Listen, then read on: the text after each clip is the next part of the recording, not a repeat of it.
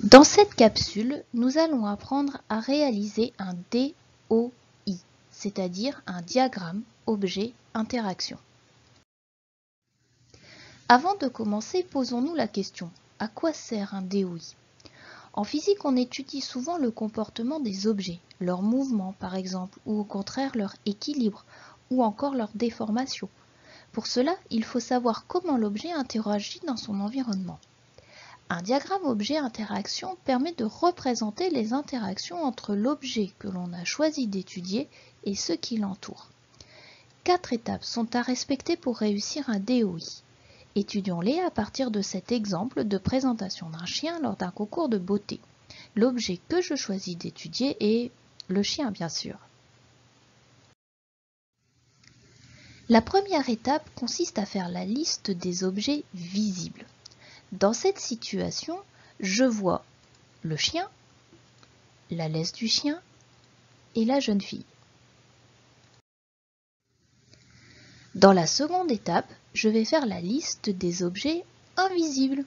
Et oui, certains objets ne sont pas toujours représentés dans les situations étudiées, car ils sont sous-entendus, mais il ne faut pas les oublier pour autant. Si je reprends mon chien et ma jeune fille, je ne vois pas le sol sur lequel sont posés le chien et la jeune fille, la terre qui exerce la gravitation, et l'air qui entoure le chien et la jeune fille. Dans cette situation, l'air sera négligé puisqu'il n'aura aucune influence. Mais par contre, dans certaines situations, tu ne pourras pas négliger l'air, donc il faudra y penser. Si tu prends un avion en vol, par exemple, s'il n'y a pas d'air, ton avion ne vole pas. Donc, essaye d'y penser. Dans une troisième étape, je vais schématiser les objets en inscrivant leur nom soit dans un rectangle, soit dans un ovale, comme tu préfères. Je vais placer au centre du diagramme l'objet que j'étudie. Donc ici, c'est le chien. Et je vais placer autour tous les objets que j'ai listés. La jeune fille, la laisse, le sol et la terre. Je te rappelle que j'ai négligé l'air. Dans une dernière étape, on va représenter les interactions entre l'objet étudié et ceux qui l'entourent lorsqu'elles existent. Pour cela, il faudra suivre une petite règle. On représente les interactions de contact par une double flèche pleine et les interactions à distance par une double flèche en pointillé. Revenons à notre situation. Le chien et la jeune fille ne sont pas directement en interaction. En effet, la jeune fille tient la laisse et pas le chien. Donc on va la supprimer du diagramme objet-interaction puisque je m'intéresse au chien.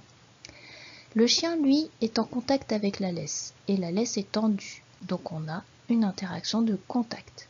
Le chien est posé sur le sol, donc encore une fois c'est une interaction de contact, et le chien subit la gravitation, et comme tu le sais, c'est une interaction à distance.